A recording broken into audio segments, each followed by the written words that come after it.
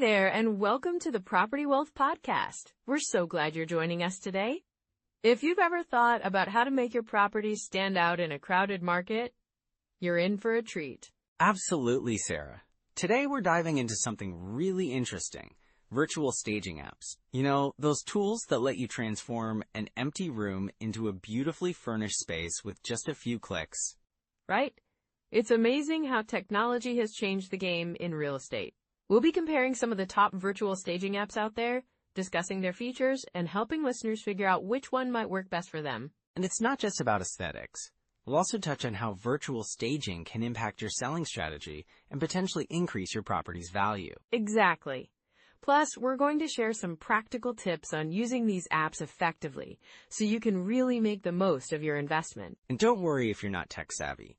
We'll break it all down in simple terms. You'll be a virtual staging pro in no time. So, whether you're looking to sell your home or just curious about the latest trends in real estate, stick around as we explore the world of virtual staging together. Let's jump right in.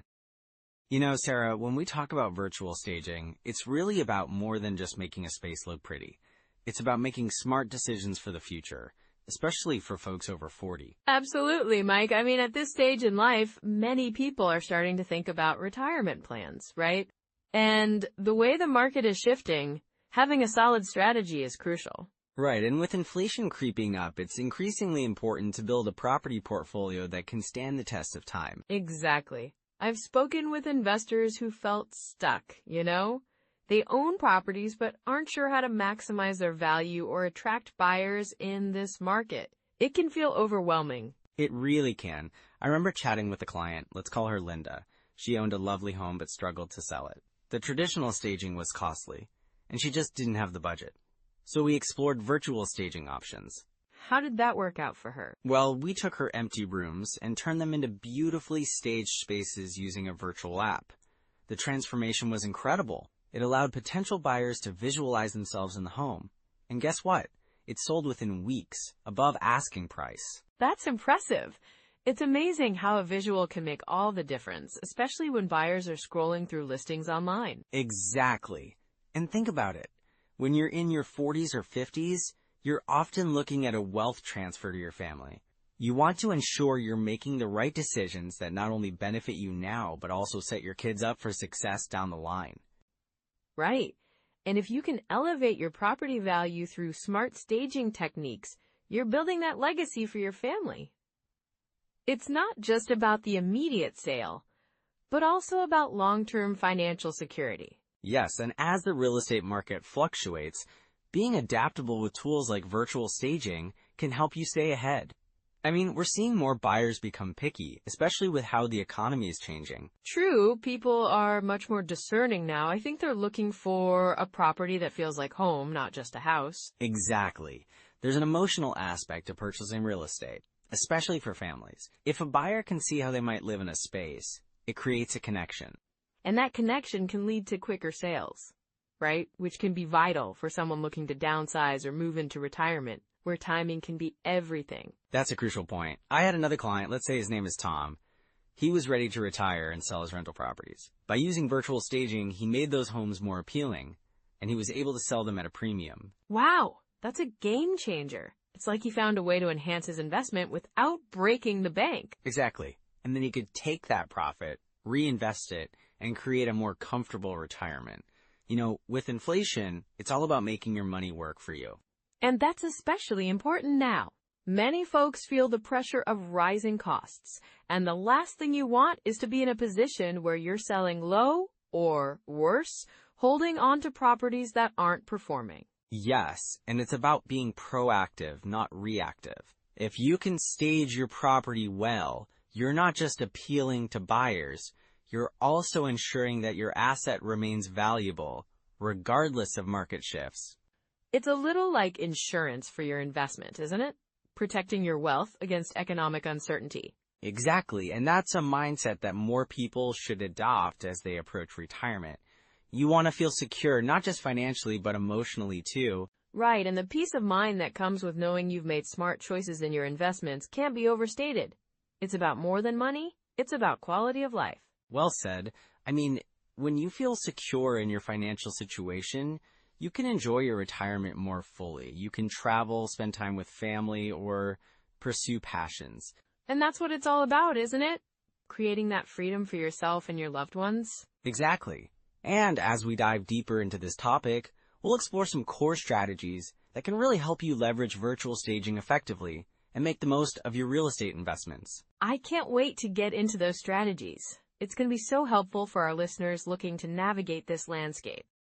So, when it comes to virtual staging apps, you really want to look at a few core strategies that can help you decide which one's best for your needs. Right, and I think the first thing that comes to mind is how you're actually planning to use these apps. Are you trying to sell a property, or is it more about attracting renters? Exactly. If you're selling, you might want an app that highlights different styles and aesthetics. Something that can help create that emotional connection for potential buyers. And if you're looking for renters, maybe you'd want to focus on functionality over fashion, right? Like showing how space can be utilized. Yes, and that's where the 1% rule can come in handy. The idea is that you should aim for a property that rents for at least 1% of its purchase price. So if you're buying a property for $300,000, you want to see it renting for about $3,000 a month? Exactly. And when you're using virtual staging, it can help you visualize that potential rental income by showing how the space can be laid out. That makes sense. So would you say the staging helps justify the price you're asking? Definitely. If a prospective buyer or renter can see themselves in the space, it makes them more likely to pay that price. But you also want to keep in mind the 50% rule. The 50% rule? What's that about?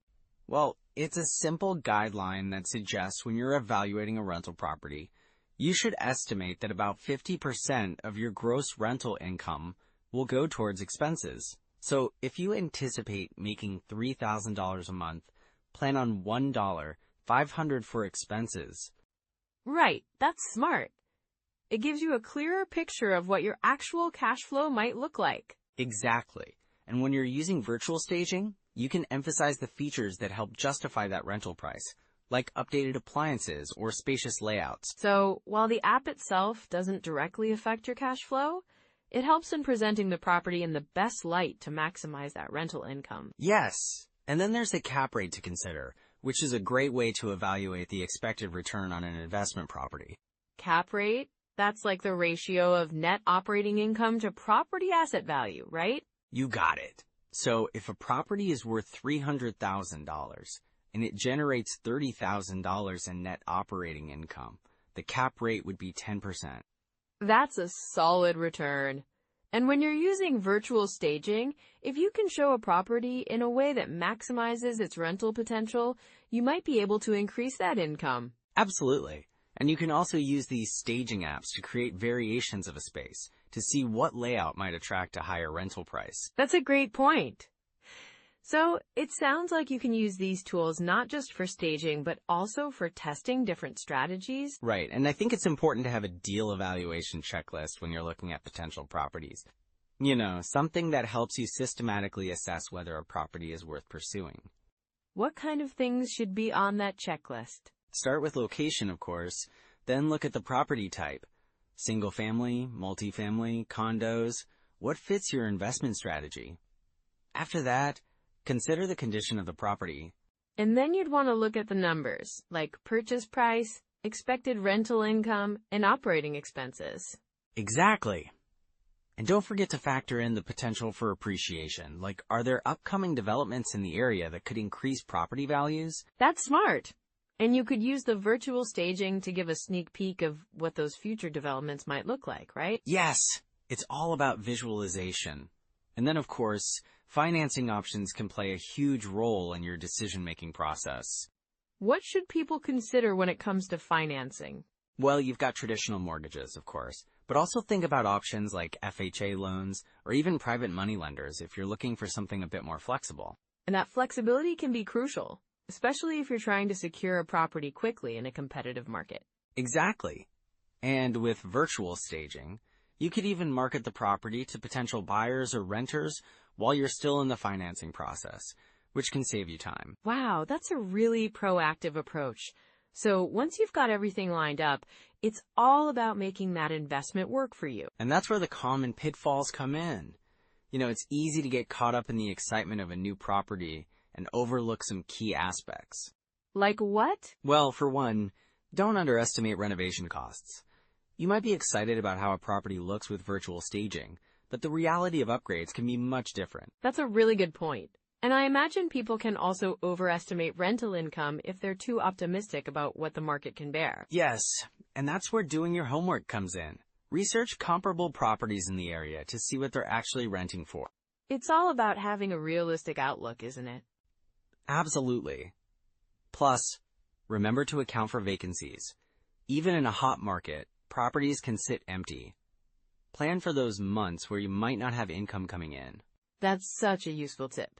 So it sounds like virtual staging can be an amazing tool, but it's important to have a solid strategy in place to back it up. Right.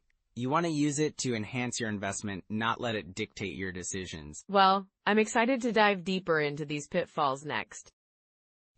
Sarah, one of the biggest pitfalls I see with virtual staging apps is investors often get a bit too excited, right? They think, wow, look at how great this place looks now. But they sometimes forget to consider the actual condition of the property. Absolutely. It's like putting lipstick on a pig. You can make it look stunning online, but if the foundation's crumbling or the roof's leaking, well, that's going to be a problem down the line. Exactly. I've had clients who went all in on a property because the virtual staging made it look so appealing, but then they encountered serious maintenance issues that they hadn't budgeted for. It's crucial to do your due diligence. Right, and that ties into over-leveraging too. I mean, if you're stretching your finances too thin just to snag a property that looks good online, you might be setting yourself up for failure. Yes, the allure of a beautifully staged home can cloud your judgment. Let's say you buy a property at the top of your budget, then you have to deal with unexpected repairs. Suddenly, you're in a cash flow crunch because you're over-leveraged. Exactly. And I think a lot of people don't factor in those ongoing costs, like maintenance and property management. They see the potential rental income and think it's all profit. That's a common mistake. I had a client once who bought a multifamily unit that was virtually staged beautifully. They were so focused on the rental income projections that they didn't account for the fact that one of the units had a long-term tenant who was paying below market rent. Oh no! That's a tough spot to be in. It must have affected their cash flow significantly. It did. And they ended up losing money on that property for the first 2 years. They didn't realize that tenant relationships and the terms of existing leases can really impact your overall investment strategy. Yeah, and that's why it's so important to understand your cash flow thoroughly before diving in. If you ignore it, you could end up like that client, struggling just to break even. Absolutely. And then there are those who think they can time the market perfectly, waiting for just the right moment to buy. That's like trying to catch a falling knife. So true. You can wait and wait, but the perfect moment rarely comes. And in the meantime, you might miss out on a good opportunity. Or worse, prices could rise even further. Exactly. I know someone who waited for months, convinced that prices would drop after the hype of a housing boom. But instead, they ended up paying even more when they finally decided to jump in. They lost out on a great deal in the process. It's all about finding that balance, right? Being proactive, but also being smart. And then there are hidden costs. It's amazing how many people overlook those. Yes! I had another investor who was so focused on the purchase price that they didn't account for closing costs, taxes, or even staging costs. They thought, oh, I'll just stage it virtually. It'll be cheaper. But then they found out that the virtual staging app had additional fees they weren't aware of. Oh man, that's frustrating. It's like those little things can really add up and suddenly your budget is blown. Exactly. So spotting red flags early is crucial. If a virtual staging service promises the world but doesn't provide clear pricing or examples of their work, that's a red flag. For sure. And if the property's condition seems too good to be true, it probably is. Always dig deeper. Right, and it's also about communication. If you're working with agents or property managers, they should be transparent about what you're getting into. If they're not, that's a warning sign. That's a great point. Engagement and communication can really make or break an investment. And it's so important to ask the right questions up front. Like, what's the history of the property? Have there been any major repairs? Exactly. And don't be afraid to walk away if the answers aren't satisfactory. There are always other opportunities out there. Definitely. It's about being patient and not rushing in just because a property looks good online. Well said. And if you do find yourself in a bind, the best thing to do is to assess your situation calmly. Look at your cash flow, your expenses, and see where you can cut back or pivot. Right, and sometimes that might mean reconsidering your investment strategy altogether. Maybe it's time to look into different markets or property types. Exactly. Diversification can be a lifesaver. Don't put all your eggs in one basket. That's so true. And if you're feeling overwhelmed, consulting with a trusted advisor can provide clarity. Absolutely. They can help you navigate those tricky waters and find the best path forward without the pitfalls. So to wrap this up, being aware of these common pitfalls and red flags is key. It's all about being informed and making strategic decisions. Right. And remember, real estate investing is a marathon, not a sprint. Well said. Now let's talk about the next steps for our listeners who want to dive deeper into this world.